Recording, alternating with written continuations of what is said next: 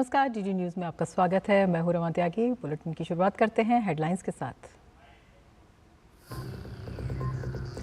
देश से अब वामपंथी उग्रवाद का खात्मा तय। केंद्रीय गृह मंत्री अमित शाह ने एक समाचार पत्र को दिए साक्षात्कार में कहा, कड़ी कार्रवाई के दृष्टिकोण के साथ वामपंथी उग्रवाद के पूरे इकोसिस्टम को करना होगा ध्वस्त।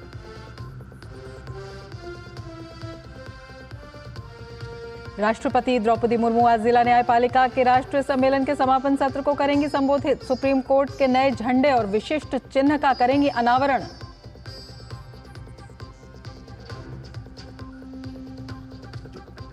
रेल मंत्री अश्विनी वैष्णव ने बेंगलुरु स्थित बीईएमएल में वंदे स्लीपर कोच का किया निरीक्षण। कहा, आगामी 1.5 से 2 महीनों तक चलेगा इसका परीक्षण। 3 महीने के बाद सेवा में आएगा वंदे स्लीपर कोच।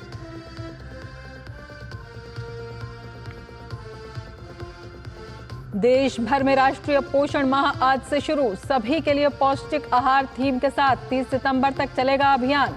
कुपोषण को मिटाना अभियान का उद्देश्य।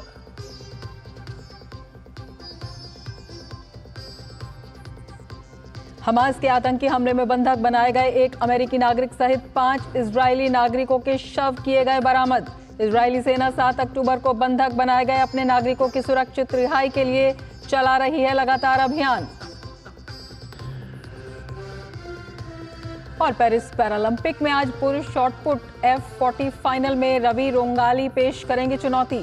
हाई जंप और तीरंदाजी में भी भारत को पदक की तलाश। वहीं बैडमिंटन, शूटिंग, रोइंग और एथलेटिक्स में भी खेले जाएंगे मुकाबले।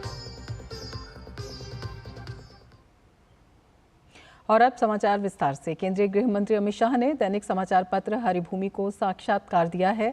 अमित शाह ने कहा है कि 2014 में जब मोदी जी प्रधानमंत्री बने तब से उन्होंने पूर्वोत्तर भारत, चरमपंथी उग्रवादी क्षेत्र और जम्मू कश्मीर में हिंसा के खिलाफ कार्रवाई की है। सरकार के प्रयास से कुल हिंसक घटनाओं में 60% की कमी आई है और कुल मौतों में 71% की कमी आई है।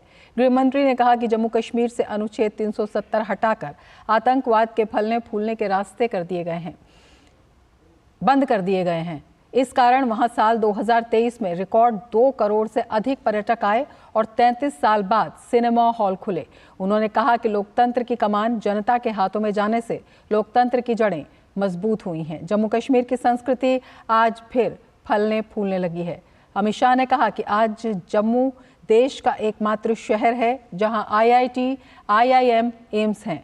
उन्होंने वामपंथी उग्रवाद पर कहा कि मोदी सरकार रूथलेस अप्रोच के साथ वामपंथी उग्रवाद के पूरे इकोसिस्टम को ध्वस्त कर रही है। मार्च 2026 तक पूरी तरह नक्सलवाद से मुक्त होगा भारत। केंद्रीय गृह मंत्री ने साक्षात्कार में कहा कि आज केंद्रीय बल न केवल माओवादियों से लड़ रहे हैं बल्कि विकास की गतिविधियों की निगरानी भी कर रहे हैं।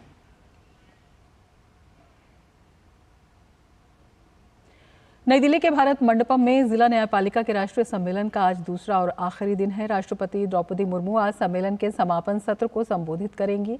सुप्रीम कोर्ट के नए झंडे और विशिष्ट चिन्ह यानी उसका भी अनावरण करेंगी। सर्वोच्च न्यायालय द्वारा आयोजित इस 2 दिवसीय सम्मेलन में 5 कार्य सत्रों का आयोजन किया जा रहा है, जिसमें जिला न्यायपालिका से संबंधित विषयों जैसे इंफ्रास्ट्रक्चर और मानव संसाधन, सभी के लिए समावेशी न्यायालय, न्यायिक सुरक्षा और न्यायिक कल्याण मामलों का प्रबंधन और न्यायिक प्रशिक्षण पर विचार विमर्श और चर्चा की जा रही है। रेल मंत्री अश्विनी वैष्णव ने बीईएमएल बेंगलुरु में मानक और ब्रॉडगेज रोलिंग स्टॉक विनिर्माण सुविधा के लिए नए हैंगर की आधारशिला रखी। इस नए हैंगर का उद्देश्य बड़े पैमाने पर तीव्र परिवहन प्रणाली के लिए विश्व स्तरीय सुविधाओं के साथ उत्पादन क्षमता को बढ़ाना है। ब्रॉडगेज और मानक गेज रोलिंग स्टॉक दोनों की जरूरतों को पूरा करने के लिए विनिर्माण सुविधाएं डिजाइन की गई हैं। तेज निर्माण, लचीलेपन, स्थायित्व, कम रखरखाव और ऊर्जा दक्षता के लिए प्री इंजीनियर्ड बिल्डिंग का निर्माण किया जाएगा। उत्पादन बढ़ाने के लिए इंडस्ट्री 4.0 IoT सक्षम मशीनरी का निर्माण होगा। रेल मंत्री अश्विनी वैष्णव ने बीईएमएल में वंदे भारत स्लीपर ट्रेन का निरीक्षण किया। रेल मंत्री ने कहा कि वंदे भारत स्लीपर ट्रेन के लिए हमने बहुत मेहनत की है। वंदे भारत चेयर कार के बाद में वंदे स्लीपर के लिए हम सब के सब मेहनत कर रहे थे, डिज़ाइन कर रहे थे, काम कर रहे थे, मैन्युफैक्चरिंग कर रहे थे। वो मैन्युफैक्चरिंग कंप्लीट हुई है और आज वंदे स्लीपर टेस्टिंग के लिए, ट्रायल्स के लिए बेंगलोर की BEML की फैक्ट्री से कुछ ही दिनों में निकलेंगे। जनता दल यूनाइटेड ने राजीव रंजन प्रसाद को राष्ट्रीय प्रवक्ता बनाया है। जनता दल यू के अध्यक्ष और बिहार के मुख्यमंत्री नीतीश कुमार ने ये नियुक्ति की है। केसी त्यागी ने निजी कारणों से पार्टी के प्रवक्ता पद से इस्तीफा दे दिया है।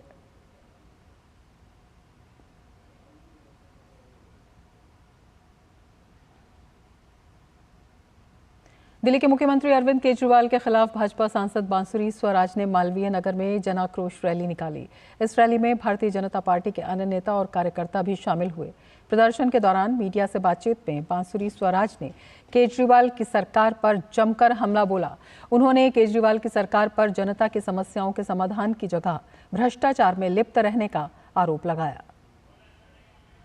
अरे पाइप से पानी तो छोड़िए, मुफ्त पानी भी छोड़िए, ये तो साफ पानी भी नहीं दे पा रहे हैं जनता को। अगर आप देखेंगे तो पानी में सूएज का गंदा पानी मिला हुआ आता है। ज्यादातर जो यहाँ पर बस्ती है वो अंधकार में डूबी हुई है। मैं पूछना चाहती हूँ कि 1 दशक बाद अब जब चुनाव सर पर आ रहे हैं तब इनको याद आ रहा है कि इनको जनता के पास जाना चाहिए। लेकिन जरा ये तो बताइए कि ये किस मुंह से जनता के पास जाएंगे। पिछले 1 दशक में तो ये केवल अपना शीश महल बना रहे थे या प्रचार प्रसार और भ्रष्टाचार कर रहे थे, जनता की सेवा तो नहीं कर रहे।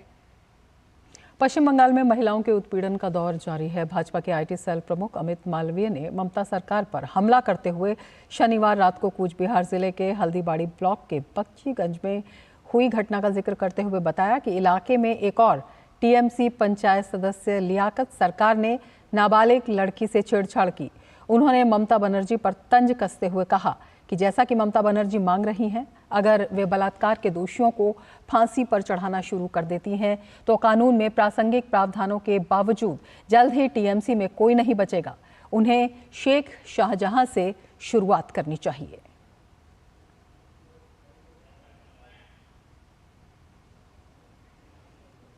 पश्चिम बंगाल में महिलाओं के साथ अत्याचार के मामले रुक नहीं रहे हैं। इस बीच भाजपा के IT सेल प्रमुख अमित मालवीय ने ममता सरकार को घेरते हुए कहा कि सितंबर का पहला दिन बंगाल में 4 यौन उत्पीड़न के मामलों से शुरू हुआ है। नादिया की कृष्णगंज में नाबालिग से दुष्कर्म का मामला सामने आया है। वहीं हावड़ा जिला हॉस्पिटल में भी मासूम से यौन शोषण का मामला सामने आया। बीरभूम जिले के एक सरकारी स्वास्थ्य केंद्र में भी छेड़छाड़ का मामला सामने आया है। बीरभूम जिले के अंतर्गत आने वाले इलाम बाजार स्वास्थ्य केंद्र में ड्यूटी पर मौजूद नर्सिंग स्टाफ से छेड़छाड़ की गई। पीड़ित नर्स ने आरोप लगाया कि जब वो स्ट्रेचर पर स्वास्थ्य केंद्र लाए गए बीमार युवक को ड्रिप चढ़ाने गई तो मरीज ने उसके साथ छेड़छाड़ की और उसके शरीर को गलत तरीके से छुआ। इसके अलावा मध्य ग्राम में एक TMC पंचायत सदस्य ने दूसरी कक्षा में पढ़ने वाली एक नाबालिग के साथ बलात्कार किया। अमित मालवीय ने कहा कि पश्चिम बंगाल महिलाओं के लिए सबसे असुरक्षित राज्य है। उन्होंने कहा ममता सरकार ने बलात्कार और पोक्सो मामलों में आरोपियों को दंडित करने के लिए कड़े नियमों को लागू करने और फास्ट ट्रैक कोर्ट स्थापित करने के लिए कोई भी काम नहीं किया है। उन्हें मुख्यमंत्री पद से इस्तीफा दे देना चाहिए।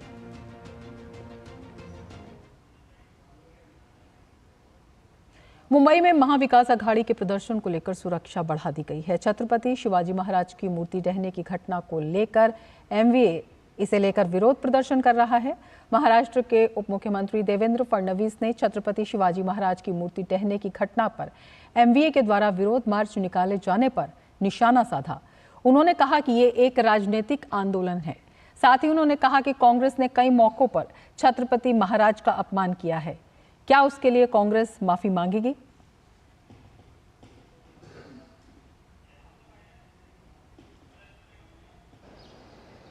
ये जो आंदोलन हो रहा है पूरे तरीके से राजनीतिक आंदोलन है।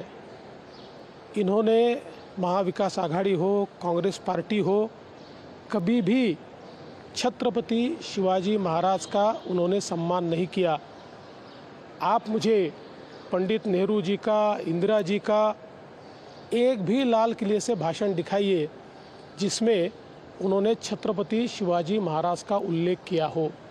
इतना ही नहीं, नेहरू जी ने तो अपने डिस्कवरी ऑफ इंडिया में छत्रपति शिवाजी महाराज का पूरा अपमान किया।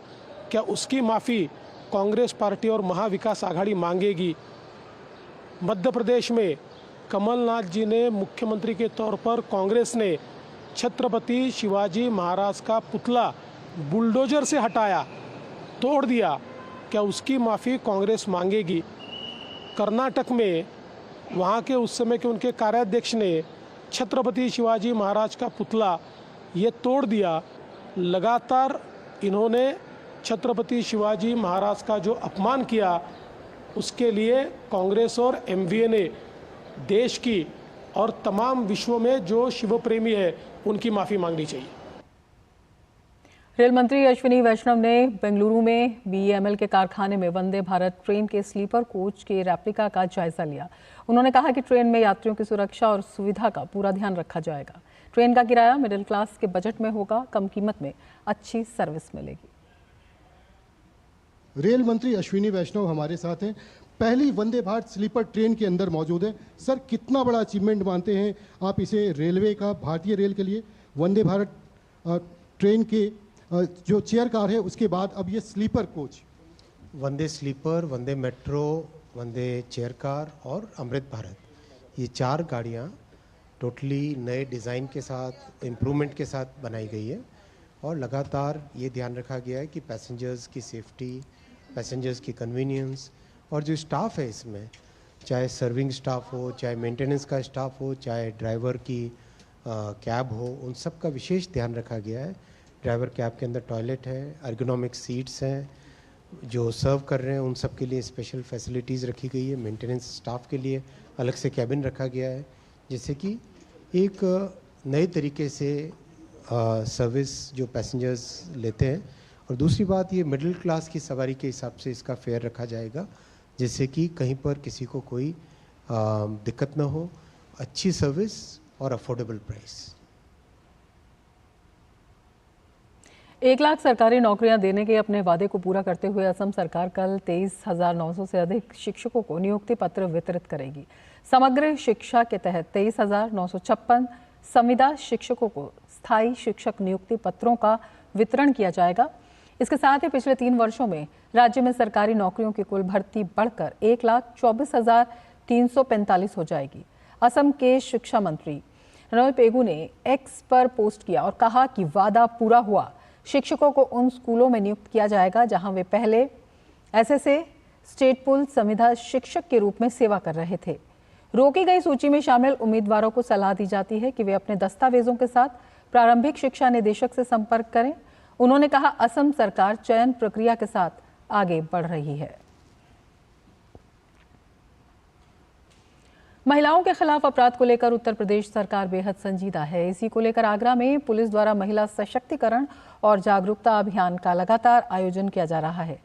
ताजमहल के पार्श्व में चुप्पी तोड़ें खुलकर बोले विषय पर महिलाओं के लिए एक कार्यशाला का आयोजन किया गया। कार्यशाला में बड़ी संख्या में उपस्थित महिलाएं और युवतियों को उनके साथ होने वाले अपराध और घटनाओं को लेकर कैसे पुलिस से शिकायत करें और कैसे अपराधियों के खिलाफ अपनी चुप्पी तोड़कर खुलकर अपनी आवाज बुलंद करें, इस बारे में जानकारियां दी गई। एसीपी ताज सुरक्षा सैयद अरीब अहमद के इस कार्यशाला का उन्होंने नेतृत्व किया। आगरा में आदरणीय पुलिस आयुक्त महोदय के दिशा निर्देश अनुसार महिला जनसंपर्क अभियान चलाया जा रहा है।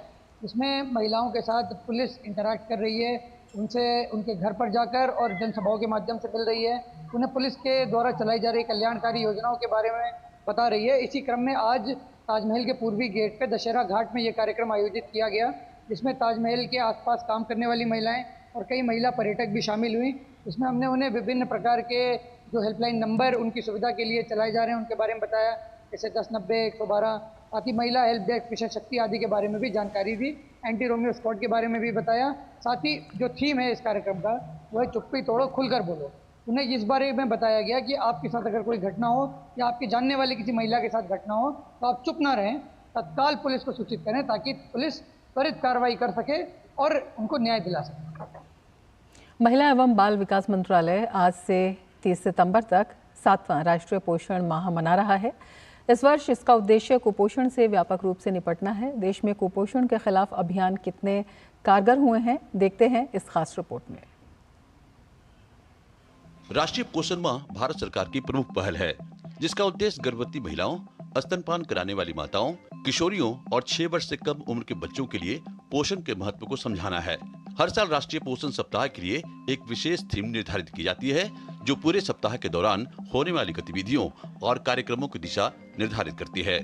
2024 में राष्ट्रीय पोषण माह की थीम है सभी के लिए पौष्टिक आहार। आज पोषण माह की शुरुआत हम कर रहे हैं। आज के इस पावन अवसर पर हम आप सब से यह आग्रह भी करेंगे कि हम इसको जन जन तक, ये जन जागरूकता का अभियान है, तो जन जन तक पहुंचाने में आप अपनी प्रतिबद्धता को भी दर्शाएंगे। जैसा हम सभी जानते हैं, हमारे उपनिषद में भी लिखा है, आहार सद्धो सत्व सद्धि, यानी जब आहार हमारा शुद्ध होगा तो हमारी चेतना भी शुद्ध होगी। महिला एवं बाल विकास मंत्रालय पूरे सितंबर 2024 को 7वां राष्ट्रीय पोषण माह मना रहा है। पोषण माह में मानव जीवन के महत्वपूर्ण चरणों गर्भावस्था, शैशवावस्था, बचपन और किशोरावस्था के बारे में व्यापक जागरूकता पैदा की जाती है। अभियान को देश के सभी हिस्सों और समुदायों तक पहुंचाने के लिए पूरे माह तक विशेष अभियान चलाया जाता है, जिसमें सक्षम आंगनबाड़ी बनाने का लक्ष्य भी शामिल है। जो हमारा मुख्य रूप से जो आयाम है इस पोषण माह का, एनीमिया पर जागरूकता, ग्रोथ मॉनिटरिंग, पोषण भी पढ़ाई भी, सही पूरक आहार, टेक्नोलॉजी आधारित पोषण, तो इसको हम कैसे नीचे स्तर तक आंगनवाड़ी केंद्रों के माध्यम से इस पोषण अभियान को जन जन पहुंचाने का हमें संकल्प हमने उठाया है। आंकड़ों की बात करें तो महिला एवं बाल विकास मंत्रालय ने कुपोषण के खिलाफ लड़ाई के लिए कई योजनाएं चलाई है। इन योजनाओं में मिशन पोषण 2.0, एकीकृत बाल विकास सेवा योजना, प्रधानमंत्री मातृ वंदना योजना, मध्याह्न भोजन योजना, किशोर बालिकाओं के लिए योजना, मां का पूर्ण स्नेह कार्यक्रम और पोषण वाटिकाएं शामिल हैं। इसके अलावा ग्रामीण क्षेत्रों में स्वास्थ्य सेवाओं के विस्तार, आंगनबाड़ी में कुपोषित बच्चों का आंकड़ा तैयार करने, स्वास्थ्य के क्षेत्र में खर्च को बढ़ावा देने और पोषण कार्यक्रमों को जन जन तक पहुंचाने सहित पोषक तत्वों से भरपूर खाद्य पदार्थों के उपयोग पर खास जोर दिया गया है। धीरज कुमार के साथ कुमार आलोक की report, DD news. NITI Aayog ने पूरे देश में केवल 2 जिलों को जीवन के प्रथम 1000 दिवस परियोजना में पायलट प्रोजेक्ट के तौर पर चुना है, जिसमें उत्तर प्रदेश का फतेहपुर भी शामिल है। परियोजना के तहत स्वास्थ्य, पोषण, बच्चों की संवेदनशील परवरिश को लेकर कार्यक्रम क्रियान्वित है। परियोजना पर आधारित मीडियम टच आंगनवाड़ी केंद्रों के लिए आशा, ANM आंगनवाड़ी कार्यकर्ताओं को विशेषज्ञों द्वारा पूरे चरण का प्रशिक्षण दिया गया, जिसमें गर्भावस्था से लेकर 2 वर्ष तक बच्चों की संवेदनशील परवरिश, माता पिता के व्यवहार और मस्तिष्क विकास को लेकर तकनीकी जानकारी दी गई। कि नीति आयोग के मार्गदर्शन में वैन लीर फाउंडेशन और विक्रमशिला एजुकेशन रिसोर्स सोसाइटी के संयुक्त प्रयास से पिछले 2 वर्षों से इस परियोजना का क्रियान्वयन भारत के केवल 2 जिलों, जिसमें उत्तर प्रदेश का फतेहपुर जिला और कोरापुट जो कि उड़ीसा का एक जिला है, इन दोनों जिलों में इस परियोजना को क्रियान्वित किया जा रहा है। इस परियोजना के अंतर्गत गर्भावस्था से लेकर के बच्चे के 2 वर्ष तक के जीवन काल तक उस बच्चे के लिए सकारात्मक मानसिक, शारीरिक एवं बौद्धिक विकास के साथ साथ में भावनात्मक विकास के ऊपर जोर देते हुए इस पूरी परियोजना को तैयार किया गया है। 3 दिवसीय प्रशिक्षण में गर्भवती महिला से लेकर 2 साल तक के बच्चों के बारे में बताया गया। इसमें संवेदनशील परवरिश के बारे में बताया गया है और बच्चों के बारे में ये बताया गया है कि बच्चा इसको छू के देखेगा। ये हमें कॉर्नर के रूप में दिया गया है कि हमें कॉर्नर बना रहा है, संवेदी कॉर्नर बना रहा है, जिसमें बच्चा छू के ये महसूस कर सकेगा कि इसमें सख्त कौन सा है और मुलायम कौन सा है। इसके बारे में जानकारी दी गई है और इसमें गर्भवती महिला से लेकर 2 साल तक के बच्चों को ये बताया गया है कि गर्भवती महिला के पेट में जब बच्चा आता है तब से लेकर 2 साल तक के बच्चे में 80 से 85% उनका मानसिक विकास हो चुका होता है, जिसके लिए हमें 2 वर्ष में ही बच्चों को सारी जानकारी दे देनी चाहिए कि उसका शारीरिक, मानसिक और भावनात्मक विकास के बारे में बता देंगे माता पिता को और घर के सारे सदस्यों के, जिससे कि वो बच्चे के विकास में सहयोग करेंगे। इसमें हम लोगों को ये प्रशिक्षण दिया गया है कि जो उसके जो 1000 दिवस होते हैं उसमें ये होता है कि जब घर के लोगों का सकारात्मक प्रभाव होता है, जैसे अच्छे से व्यवहार करना गर्भवती के साथ में, तो जब बच्चा पेट गर्भ में होता है तो उसके साथ जब अच्छा व्यवहार होता है और घर का माहौल अच्छा होता है तो उसके बच्चे का विकास अच्छे से होता है। और अगर घर में जो है लड़ाई झगड़ा या पौष्टिक आहार ना मिलना अच्छे से, तो उसके दिमाग पर नकारात्मक प्रभाव पड़ता है और उसका ब्रेन जो है डेवलपमेंट नहीं हो पाता है। उत्तर प्रदेश के आजमगढ़ में एटीएस ने बड़ी कार्रवाई करते हुए नागरिक पंजीकरण प्रणाली पोर्टल पर फर्जी जन्म और मृत्यु प्रमाण पत्र बनाने वाले एक गिरोह के 3 सदस्यों को गिरफ्तार किया है। एटीएस ने छापेमारी में सीएमओ कार्यालय में कार्यरत महिला कर्मी समेत 3 लोगों को गिरफ्तार किया, जबकि 8 लोगों के खिलाफ एफआईआर दर्ज की गई है। एटीएस को कुछ दिनों से सूचना मिल रही थी कि प्रदेश के पूर्वी जनपदों में एक सिंडिकेट गिरोह सक्रिय है जो सरकारी तंत्र में सेंध लगाकर सीआरएस पोर्टल पर अधिकृत आईडी का दुरुपयोग बड़े पैमाने पर फर्जी जन्म और मृत्यु प्रमाण पत्र बना रहा है। एटीएस ने इस सूचना को गंभीरता से लिया और जांच शुरू की। जांच के दौरान पता चला कि आजमगढ़ में अनीता यादव, जो सीएमओ कार्यालय में संविदा कर्मी हैं, इस सिंडिकेट की प्रमुख हैं। अनीता यादव ने पोर्टल की जनपदीय एडमिन आईडी का दुरुपयोग करके ग्राम सचिवों की आईडी में अवैध रूप से फेरबदल कर फर्जी प्रमाण पत्र बनाए। जो एटीएस की हमारी जो लोकल टीम है, उनके जो टीम कमांडर है, उनके द्वारा एक मुकदमा पंजीकृत कराया गया और 3 लोगों को उनके द्वारा इसमें गिरफ्तार किया गया, जिसमें एक शिवानंद नाम के व्यक्ति हैं, दूसरे आनंद यादव नाम के व्यक्ति और एक अनीता यादव जो संविदा कर्मी है। और ये जानकारी मिली है कि उनकी जो टीम है लगातार इसमें काम कर रही थी और सीआरएस पोर्टल है जहाँ से कि जन्म प्रमाण पत्र बनते हैं, जो भारत सरकार का एक पोर्टल है, उसी की जो आईडी है और उसकी आईडी और बाकी जो वहाँ से जो पोर्टल से जो जन्म प्रमाण पत्र जो बनाए जाते हैं, उस आईडी को फर्जी तरीके से इन लोगों के द्वारा दूसरे को उसका पासवर्ड और जो आईडी है वो दी जा रही थी और बड़ी संख्या में जो फर्जी जन्म प्रमाण पत्र उससे बनाए जा रहे थे। 8 लोग और हैं जिनको नामजद किया गया है और कुछ अन्य अज्ञात व्यक्तियों को उसमें नामजद करते हुए और तहरीर दी गई, इसमें मुकदमा लिखा गया, 3 लोगों को गिरफ्तार किया गया, बाकी लोग हैं उन पर अब इसमें मजीद कार्रवाई की है। उत्तर प्रदेश के बहराइच में भेड़ियों का खौफ कम नहीं हो रहा है। बहराइच में भेड़ियों द्वारा 8 लोगों के मारे जाने के बाद वन विभाग की टीम ने अब तक 4 भेड़ियों को पकड़ लिया है, लेकिन जिले के 35 से ज्यादा गांव के हजारों ग्रामीण अभी भी दहशत के माहौल में हैं। अभी 2 भेड़ियों को पकड़ा जाना बाकी है। भेड़ियों को पकड़ने के लिए ड्रोन कैमरों की मदद ली जा रही है। बहराइच डिवीजन के वन सीओ अभिषेक सिंह ने कहा कि दोनों भेड़ियों को वहीं ट्रेस किया गया है। उम्मीद है कि आज से कल तक भेड़ियों को पकड़ लिया जाएगा। हमारी पूरी टीम डीएफओ सर के गाइडेंस में सारी टीम यहाँ उपस्थित होने वाली है और ड्रोन चला के डिटेक्ट भी हुआ है कि ये जो एक टापू आप लोगों को कई दिनों से रिपोर्टिंग कर रहे हैं, पता है, टापू पे डिटेक्ट हुआ है, वहीं पे ऑपरेशन चलाया जाएगा। में भी पॉसिबिलिटी है कि आज या कल में हमारे डीएफओ सर बहुत जी जान से पूरी टीम लगी है, CCF madam, CF sir continue रात में भी गश्त कर रहे थे, तो सारे लोग लगे हुए हैं, आज या कल में पकड़ा जाएगा। पुलिस का सहयोग तो बहुत अच्छा रहा है, ये हमारी पूरी टीम पुलिस की ही है, ये हमारे फॉरेस्ट के साथी हैं, सारे लोग लगे हुए हैं।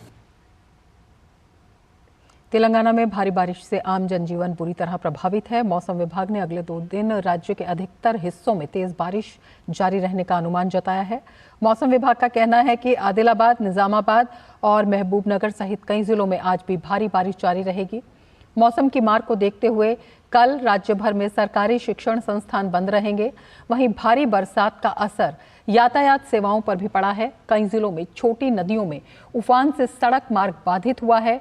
भारी बारिश के कारण के समुद्रम और महबूबाबाद के बीच रेलवे ट्रैक जलमग्न हो गया है। इस वजह से विजयवाड़ा से वारंगल और दिल्ली से विजयवाड़ा जाने वाली सभी ट्रेनें रोक दी गई हैं।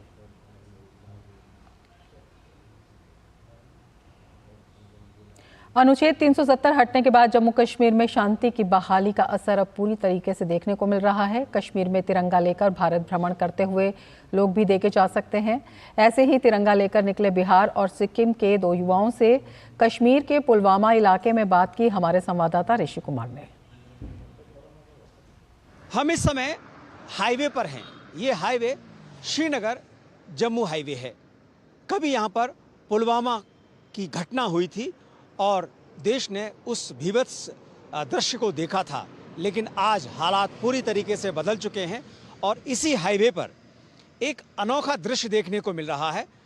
इस समय हमारे साथ दो लोग हैं। एक हमारे साथी हैं जो सिक्किम से हैं और दूसरे साथी हैं बिहार से। सिक्किम और बिहार का मिलन इस समय श्रीनगर में पुलवामा में हो रहा है और तिरंगा शान से लहरा रहा है। मिलन जी, आप बताएं, आप सिक्किम से श्रीनगर तक पहुंच गए हैं और कैसी परिस्थितियां हैं? आप किस मकसद से निकले हैं? आप कर क्या रहे हैं? मैं साइकिल यात्रा पिछले 55 दिन से कर रहा हूं, तो 55 दिन के बाद आज मैं श्रीनगर के पास पहुंच चुका हूं। तो मेरा मकसद ये है कि सिक्किम एक इंडिया का one of the clean and most organic state of India है। तो मैं सिक्किम को थोड़ा मेन स्ट्रीम अन्य राज्यों में भी इसका पहचान दिलाने की कोशिश कर रहा हूं। हमारे साथ दूसरे साथी हैं जो बिहार से हैं और इस यात्रा में किस तरीके से कहां से घूम चुके हैं, आगे का क्या लक्ष्य है और इस यात्रा पर निकले क्यों हैं? मैं सूरज कुमार बिहार से निकलकर अभी मैं जम्मू कश्मीर में आया हूँ। अभी तक मैं बिहार, उत्तर प्रदेश, उत्तराखंड, हिमाचल होते हुए और पंजाब और करके अभी यहाँ पे आया हूँ श्रीनगर में। और मेरा ये है कि मैं save earth and save health के लिए निकला हूँ। पहले परिस्थितियाँ अलग थीं और जब आप इधर आए तो क्या आपने बदलाव देखा? आपको बिल्कुल डर नहीं लगा कि श्रीनगर में इस तरीके से घूमना है, कहीं कुछ खतरा हो सकता है? सुना था जम्मू कश्मीर में थोड़ा रिस्क होगा, लेकिन यहाँ जैसे घुसे तो यहाँ के लोग बहुत वेलकमिंग है, सब लोग सपोर्ट कर रहे हैं। तो हालात में बहुत चेंज हो चुका है। तो अभी मैं सभी राज्यों को यही बोलना चाहता हूँ, अभी बहुत अच्छा है, जम्मू कश्मीर सेफ है, साइकिलिंग के लिए भी अच्छा है, तो कोई डर नहीं, बहुत अच्छा है, सुरक्षित है। आप किसी भी वक्त ट्रैवल करते हैं, थोड़ा बहुत रात भी हो जाती होगी? थोड़ा बहुत रात हो उस टाइम भी हम करते, क्योंकि पिछले दिन भी मैंने वो बहुत एक हाई वाला रास्ता था, वहाँ पे थोड़ा शाम तक हमने किया है। तो वहाँ पे रुकने के लिए यूथ लोगों ने अच्छे से व्यवस्था भी कर दिया। तो यहाँ की बहुत अच्छा है, यहाँ की जो जनता है, यहाँ के यूथ लोग है, वो लोग हमको सपोर्ट कर रहे हैं। भारत भ्रमण पे निकलकर कोई अपने राज्य की बात कर रहा है, कोई किसी मुद्दे की बात कर रहा है, ये बेहद शानदार कदम है। और तिरंगा लेकर निकलना, भारत की आन बान शान को बढ़ाना, ये किसी भी युवा के लिए बहुत ही उत्तम कार्य है। और इससे देश भर के अन्य युवाओं को भी प्रेरणा मिलती है कि हमें अपने मुल्क के लिए, अपने इलाके के लिए कैसे सोचना चाहिए। निश्चित तौर से इनके जज्बे को सलाम, तिरंगे को सलाम। और इसके साथ अपने कैमरामैन अनिकेत के साथ ऋषि कुमार, डीडी न्यूज़, पुलवामा। इसके साथ ही इस बुलेटिन में फिलहाल इतना ही। नमस्कार।